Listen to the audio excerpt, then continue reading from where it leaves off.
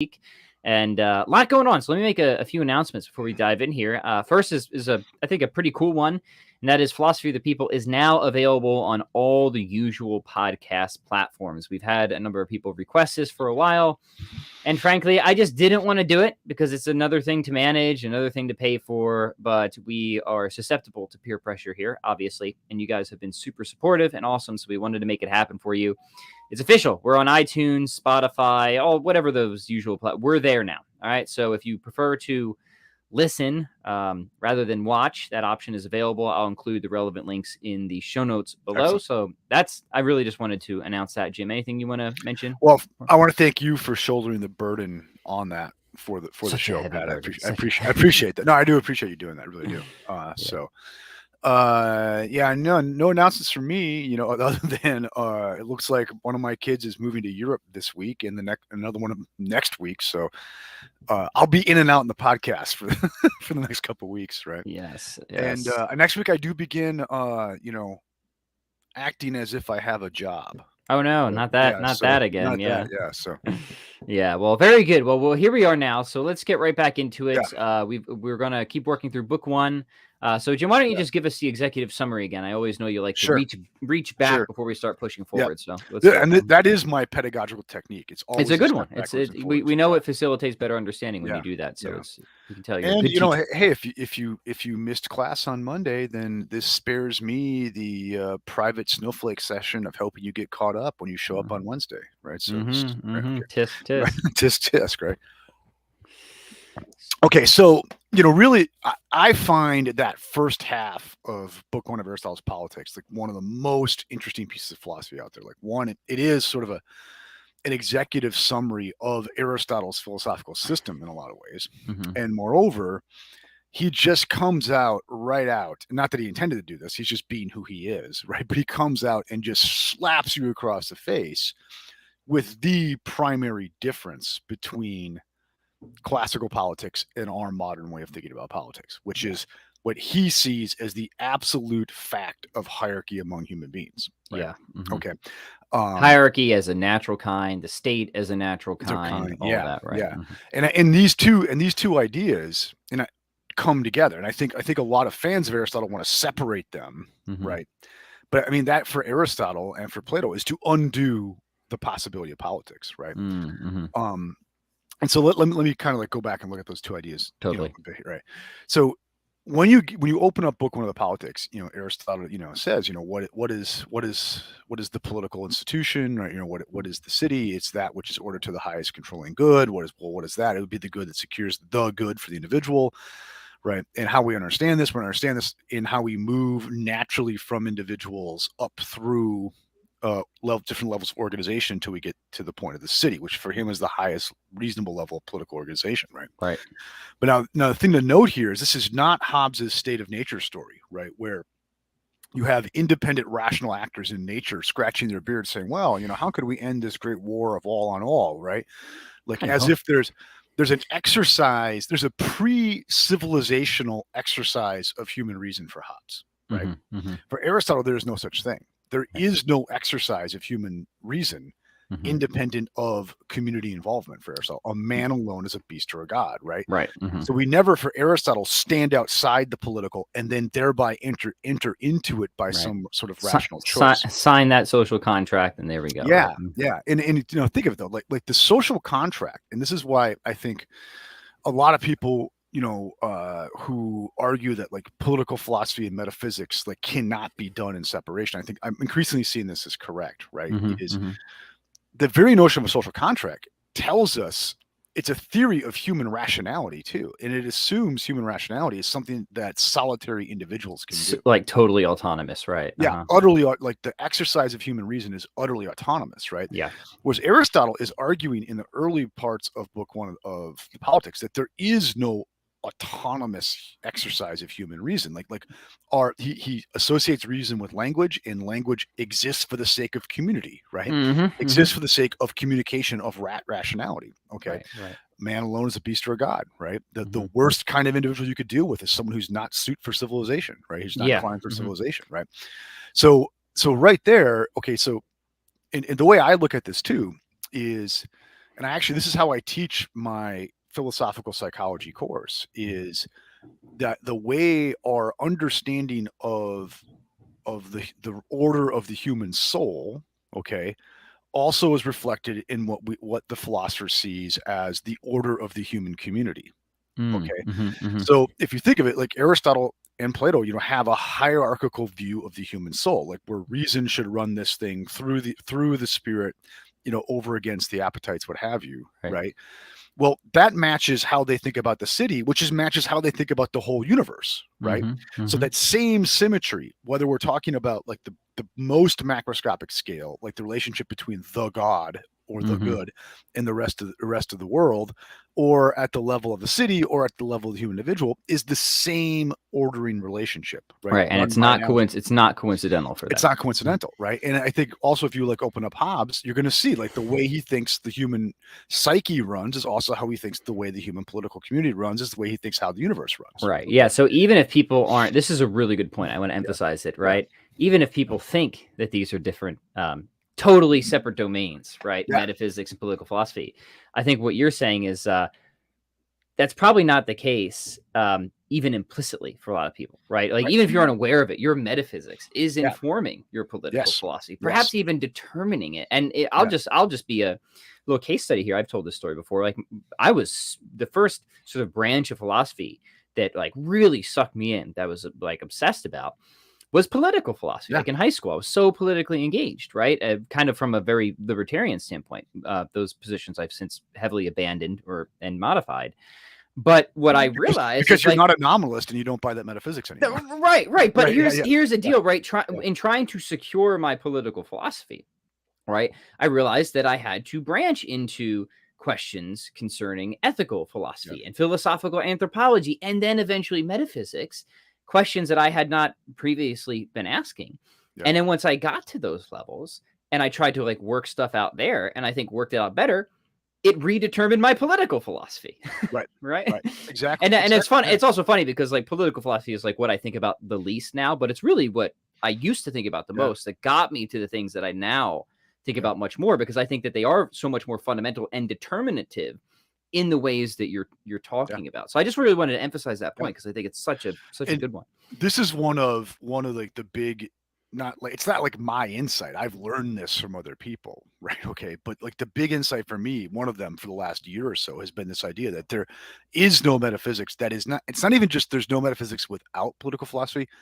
There is no metaphysics that is not itself a political philosophy. And there is no political philosophy that is not itself a metaphysics. I don't even want to say it's just an entailing relationship. Like they are expressions of the same inner core. It's an identity relationship. It's an identity relation, right? You know what I mean? I really think that's what it is. It's like there's a central insight that one thinks they have into the core being of things that will express itself in terms of metaphysics or in terms of political philosophy. Because think of it, metaphysics and political philosophy are both about hierarchy one way or another, right? Like what is metaphysics? Ultimately, it's the categorization of things in terms of what is ultimately most fundamental. So it's either going up or going down. It's an overmining or undermining hierarchy. Right. Metaphysics is a study of categories. I think that's the best way to study of categories. Yeah. Right. What is political philosophy? It's the same thing. Now, even if you have a democratic political philosophy, you're still categorizing. Like your hierarchy is like flat. Okay. Yeah. Right. But you're still doing a hierarchization, right? You see that. And so that's very important for me. Okay. And so this is why, like, anyone who wants to say we're having like kind of a la Rawls, what have you, we're going to have a non-metaphysical or a metaphysically neutral political philosophy, then to me, you've just quit making sense. Yeah. You've quit making sense. Right. And there is no metaphysical neutrality in political philosophy. Yes. Yeah. So important. Right. And a lot of it comes down to like, really sort of metaphysical and ontological thickness, right? I mean, Aristotle's metaphysics is very ontologically thick. It's very rich, and that thickness is what helps to secure authority in the political realm, even in the epistemic realm as well. And what we have in modern metaphysics is a very thin, a very impoverished metaphysics, and it's that thinness that sort of drives people towards this sort of radical individuality and autonomy and stuff like that. Even if I think you're spot on. I think part of the problem is people just might not be as aware of that relationship entailing her identity, however you want to think about it, as we think that they should be. So, And and it's sort of like also, I think this shows the unavoidability of metaphysics because of the unavoidability of political philosophy. Right. Yeah. Yeah. That's right. And this is sort of book one of the politics sort of thing. It's like, look, you have to live in community. If you live in community, you're going to have to decide on who's going to run things and how. Yeah. But then hopefully you're going to like look for a norm governing that. Well, then boom, you're going to have to ask what is the hierarchy of things in being. Right. Yes. There is no way around politics, and thereby there is no way around metaphysics. Yeah, that for the reflective individual. That is just great. All right, so Aristotle's got this chunky soup metaphysics. Yeah, and it's real thick. It's real rich. Yeah, Aquinas even thickens it up a little bit more. Thickens it further. Yeah. It's so thick. It's so thick, right? You need can't drink that metaphysics with a straw, my friends. You need a spoon. All right, let's lay out. Part of the point though too would be to say is like even say John Locke, like who might want to say, no, I've got like, metaphysics 0 or metaphysics light, right? Okay. No, you don't. In as much as you have a politics and you think that politics has a grip and it's normative, then you are in fact making a substantive claim about what. Right. Yes. Especially when you want to try and secure things like property rights. Aristotle's going to tell us about how we might secure that notion, literally in 5 minutes, right? Exactly. Yeah. But Locke doesn't really seem to have a good metaphysical grounding for that, right?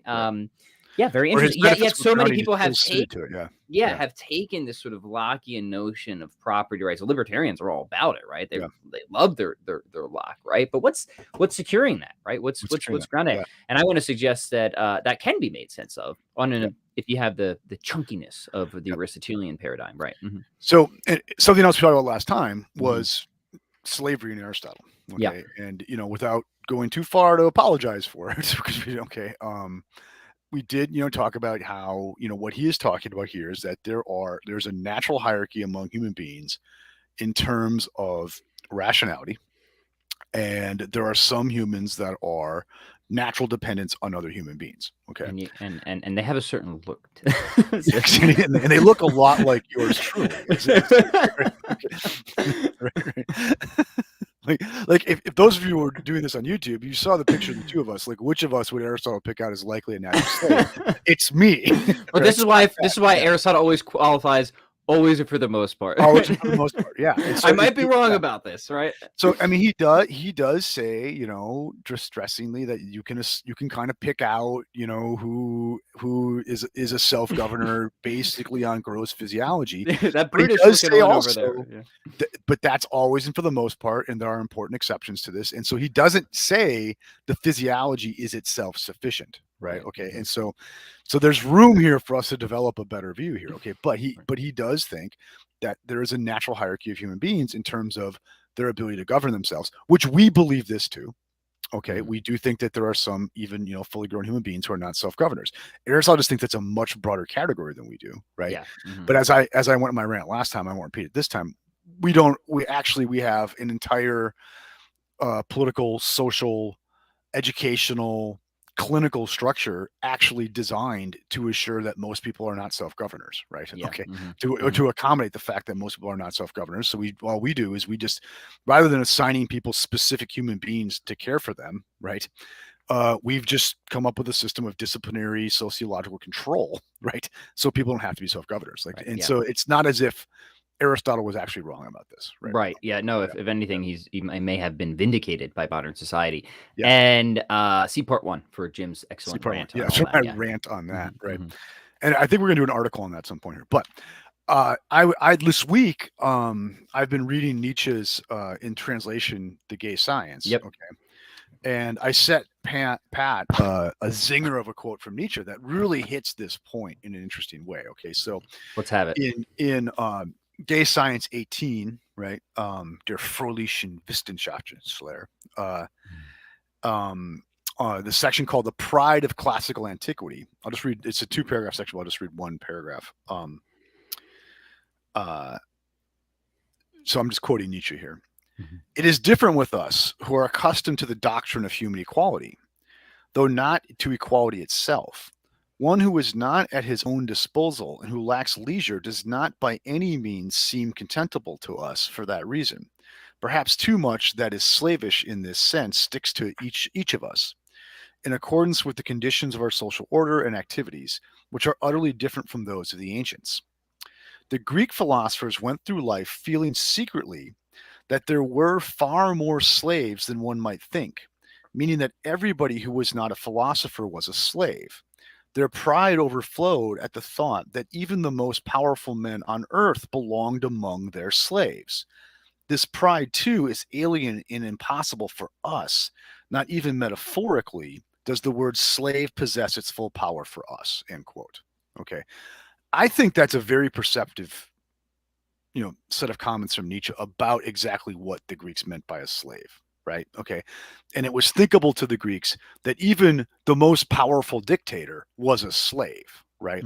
Because primarily what they mean by a slave is somebody who is enslaved by their passions, right? Yeah, right. Who is not operating according to reason, but is operating according to some sort of, like slavery to like passion, desire, want, right? To vice. Do you see that, right? And so like for Aristotle, and Plato cites, or Nietzsche cites Plato here, the hierarchy is not predominantly like physiological. It is in terms of someone's relationship to like the passions. It's in terms of what runs you, right? And the philosopher for these guys isn't like someone who has like a very easy job like I do. A philosopher is somebody who runs their life according to reason, right? And like he thinks that, look, that these guys, like Socrates looked at like who was running Athens and said, we are run by slaves. That man's a brute, right? Yeah, that man's a brute, right? Okay, and I think today many of us would look and say, guess what? Our ruling class is a bunch of slaves. Yeah, brutes. Yeah, complete brutes, right?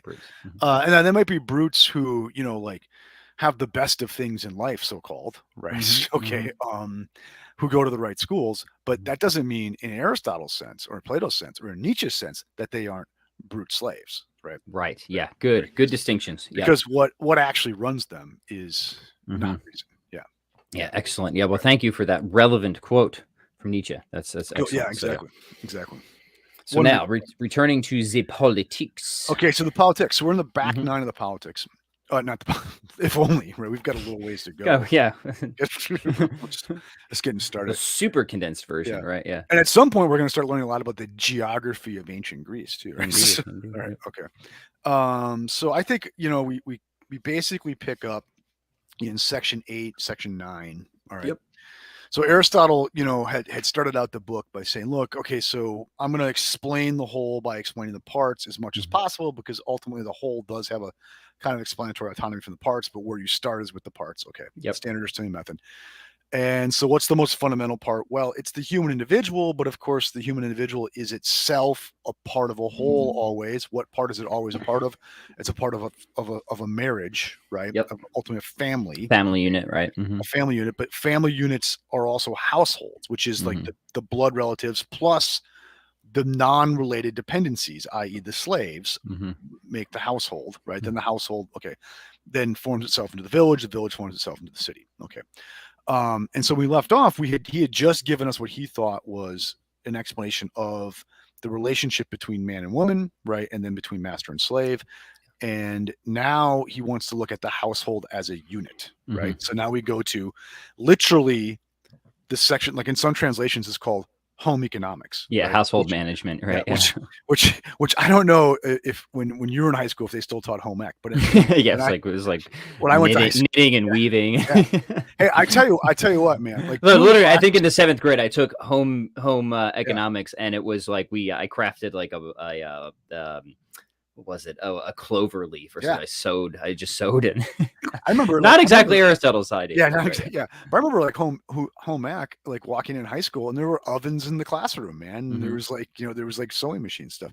But I tell you, I use typing, and you know what? As my wife has gone back to work, and I have taken up more of the home economic type duties, I can make some casseroles I remember from learning in high school. Yeah. So you know what? I mean, not to get too shout out to Ron Kelly High School's home economics class from the early 1990s, right? So I just picked up a shirt today, and it's got a split down the side. I'm like, you know what? I could sew that from what I learned in the 7th grade. Yeah, right there it is. I'm not going to, but I could. So what he means by household management is, well, okay, he says immediately we think of this in terms of acquisition of goods. Okay. Yeah, And when we it's not just making money for Aristotle. That's really important. yeah, it's important. So he says, let's make a distinction though, because we could talk about what he calls the acquisition of wealth as opposed to the acquisition of what's necessary for life. And these are two different things. Okay. And he thinks that there's a certain kind of acquisition, and the term for it in the translation's eluding me right now. Sorry about that. But there's a certain kind of acquisition that is natural, right?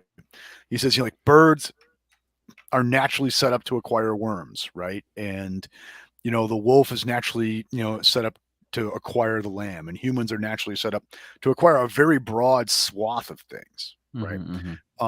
Including, so like we hunt, we fish, we gather, but then we also do agriculture, right? So and we can make things, okay? Like we make tools and we also make implements. So for us suddenly, and this is a big thing for Aristotle, there's a possibility of surplus that the other animals don't have, right? Okay. And so in natural acquisition, Aristotle says there's a natural limit to it. Okay. So like you can only acquire as much food as you can eat and like plausibly store, right? You can only, gather as many berries as you can actually carry around, right? And eat in a certain period of time before they spoil. Okay. But okay. And so when there is surplus by natural acquisition, right? And like some of us are going to be better at things. I'm really good at like picking the berries. Pat's really good at hunting. So I've got stuff that like I've acquired and I can't keep it all. So it's natural for me to give it to Pat. Right. And it's natural for Pat to give me like the extra meat that he can't, before it becomes like putrid or something like that. Okay. So Aristotle thinks there's a natural kind of acquisition and there's a natural kind of exchange, right? That's how we transition from household to village too. It's going to be important here, right? Okay, that's what the village is. Pat's a better hunter, Jim's a better berry picker, so there's a symbiotic relationship here. Okay, but note there's a natural limit to it. And remember, like Aristotle, natural limits are good, right? They keep us in moderation, right? Okay, it's not going to get out of hand, right? And the point of natural acquisition and natural exchange for Aristotle is a means to something else, which is the goods of life, right? Okay, so he says like you don't do natural acquisition simply for the sake of doing natural acquisition. You do it because there are other goods that need to be sustained, like all the goods that make life worthwhile, right? Yeah. Do you see that? Okay. But then he says, well, wait, he kind of does a genealogy of money here, right? He says, well, at some point, like some point, some guy got discovered the coin. Yeah, somebody got really good at picking berries and realized there are people across the bay, right? But then it became difficult. Like if I'm going over the trade for berries, and what you're really good at is like something that's hard for me to transport back, it made more sense that we would actually come up with a unit of exchange that was easier to transport, right? And so voila, money is born. Right. Okay, so now you have like transportable money, right? It's like 4th century Bitcoin, right? And so now what happens is it's possible to accumulate more wealth than I can like physically carry, right? Or I can physically store. All right. And so now acquisition of wealth for its own sake becomes a possibility. Do you see that? Okay. And Aristotle is very leery of this. He's very, very concerned about this, right? He's not saying no, never, not, right? But he's worried about it because there's no natural limit to it, right? So now there's a real possibility of deep immoderation here. Right. Yes. Right. And he's worried that what's going to happen now is once you get this like habit of mind that thinks of acquisition of wealth for its own sake, you're going to turn everything into it. He says like the point of generalship is not the acquisition of wealth, it's the virtue of courage, right? But what happens now if you've become someone who thinks of the world in terms of the acquisition of wealth, your generalship, well, you'll think of it primarily in terms of its reward for wealth acquisition. Yeah, right. Like he sees the attitude of wealth acquisition as like this universal acid that like dissolves all the other natural crafts and trades and reduces them to something that they're really not for. Right. Yeah. He says, just a quote here, hence some persons are led to believe that getting wealth is the object of household management. And the whole idea of their lives is that they ought either to increase the money without limit or at any rate not lose it, right? So it's distorting. It It's distorts. distorting. Yeah. Yeah. And now, no, and like these other crafts have to be in place for there to be a community, Right. right? Okay. And so what is Aristotle worried about then? Is he's worried that if we let this wealth acquisition thing, and it's going to come up later when he's going to talk about oligarchy, right? We let this wealth acquisition thing get out of hand, it's going to be the acid that like dissolves the natural community bonds that are necessary for the human good life. Right. You see, he doesn't go all the way there yet, right? But that's where it's coming. He's laying the seeds for that, right? And so he sees natural exchange, the natural acquisition of goods, natural exchange is right on. Some sense of wealth acquisition, because it's important to, like, wealth is good in that it lets you hedge against the future in a way, right? But when the primary craft of household management becomes wealth acquisition, Aristotle would say you are on your way to a very, very bad place. Right. Right. Okay. And I think, I think this is deeply resonant, right? Okay. Oh, certainly matches the famous scripture quote: "The love of money is the root of all evil." Yeah. Right? Well, and also, just think of like how we mostly think of professions today in terms of how much money we make. Oh, right? dude, think of like all the straight up vicious dudes, right, who neglect proper household management, including care and love of their family, just to get that bigger paycheck, right? Yeah, exactly. And we think, there's something really wrong about that, Yeah, right? and it's not necessarily their fault, because our system of value has told them that's what provision for your family is. Right. Yeah, Or that's that's what right. your worth as a human being is. You better is bring wealth home the acquisition. bacon. Yeah, exactly. Yeah. And I think this is why the limitlessness of wealth acquisition really worries Aristotle, is because once we go down that path, that is going to become like the uber virtue of all virtues, which is wealth acquisition, right? That's going to be the craft of all crafts, is how rich can you get, and there's no limit to it. So like, life will always be a pointless arms race in as much as you think of it this way, right? Right. And I think in a lot of ways, like, our kind of like capitalist mentality about everything is exactly what Aristotle's worried about here, right? Indeed. And so that's why I think, like, in book one, you get these two really incisive critiques of our situation. Is like, one, our illusions about like having overcome human hierarchy, right? And two, are turning ourselves over to wealth acquisition as the only craft, right? The only necessary craft. Right. Yeah. Do you see what I mean? And so I think in a lot of ways, like, this is where you get like your most incisive critique of modernity right here in these two halves of the book. Yeah. Excellent. Okay. Excellent. Right. Yep. Okay. Now, there's really only one more thing I wanted to hit in this back nine of book one, which I think is very, very important. Aristotle, he goes on to talk about, there's also, so talks about home economics. I like that better, right? Okay, household management distinguishes from wealth acquisition, and says that thing's got to be, you got to keep an eye on the wealth thing, man, right? And then he goes in to talk about the marriage, like the marital relationship, right? And he kind of punts on this. He's like, well, we should have a science to this. We don't really have one, right? We're still waiting for one, right? My wife is a marriage therapist. She will tell you it's not a science. Okay. Right. Okay. And thinking of it that way is really going to make trouble. But anyway, but he does talk about how, but look, he talks about the comparative virtues of the parent to the child, the husband to the wife. Okay. The master to the slave. Okay. Now, interestingly, he does say that the one cannot have its virtues without the other one having its virtues. Like, you can't be a good parent without a good child. You can't be a good child without a good parent. Package deal. Package deal. You can't be a good master without a good slave. You can't be a good slave without a good master. You can't be a good husband without a good wife, et cetera, right? And he does say that, and this is hard for us to hear. Like, the husband's job is to be, courageous per se, and the wife's job is to be the assistant in courageousness. Okay. All right. Now, once again, going back to stuff he said in the first part of the book, like, he does think like this stuff can be drawn along generally physiological lines, but he also thinks that there are exceptions, right? And I would say there are things we know about women now that they didn't know in the 4th century. Like did Aristotle know a woman who could like do calculus? Well, no, right? Anybody can do calculus, right? You know what I mean? Like, in my family, if calculus breaks out, Jen's going to do it, right? Right. You know what I mean? So I think some of this stuff, like, we have to be a little careful with like getting too worked up on it about like Aristotle's evils. We have to look at the context, right? And actually, he does have a big like footnote on the whole thing, right? Right, because there can be adjustments to general theory based Yeah. on Yeah.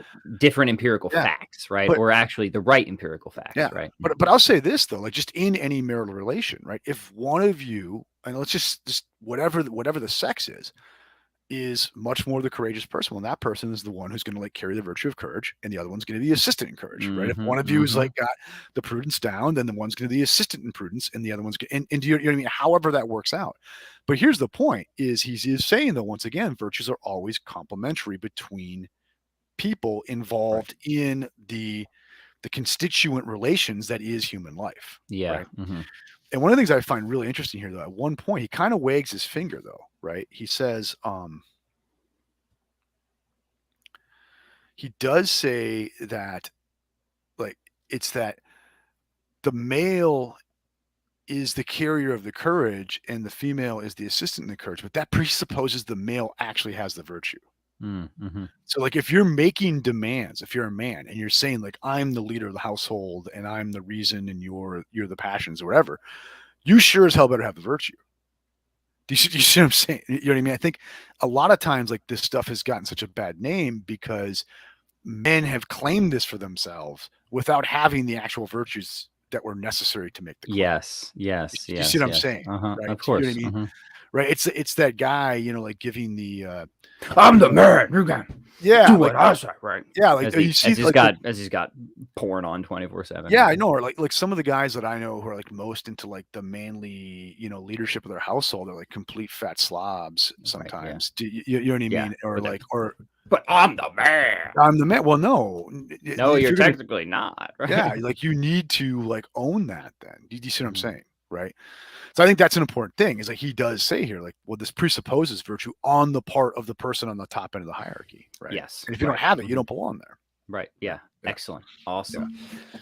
Great. So we said enough to get ourselves in trouble there. So yeah, well, hey, you know, we're here to get the great ideas across as we honestly understand them, right? Yeah. We're not trying to we're not trying to cancel Aristotle, nor do we think that he should be canceled, right? Now, if we end up getting him canceled, well, so be it. But yeah, and we're not here to like you know like sell him. And so if he's unsaleable, let's be honest about it then. Yeah, we're just doing our best reporting that we can, and this series has been tremendous fun already, and we're just getting started, my friends.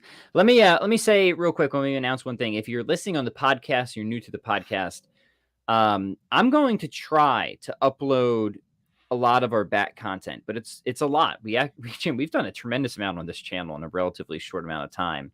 And I can't promise that I'm going to get all the back content up on the podcast. I will try and sprinkle it throughout. So what I'm really trying to say is minimally, I think if you're new to the podcast, you want to get caught up on some really good material, just take the time to go watch our 10-part series on Plato's Republic and Aristotle's Ethics. I think that will be worth your time.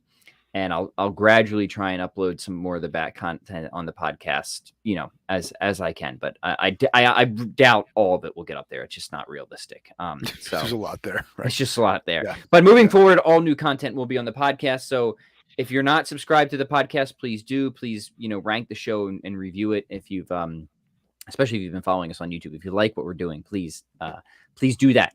Do it now. Right now. We'd appreciate it. Jim, what do you want to say before we say goodbye? Anything you want to plug or mention? Check out my Substack. I've got 2 of a 3-part series recently went up on kind of introducing philosophy. The first part is on Hegel, the second part's on Plato. The third part will be on Merleau-Ponty coming up here. And I have another piece up there on temporality and parenthood. So check those out. It's all free. Go for it. Killing it with the Substack. Killing the Substack. I'm having fun with Substack. It's it's a great platform. I'm gonna try to keep it up once a week.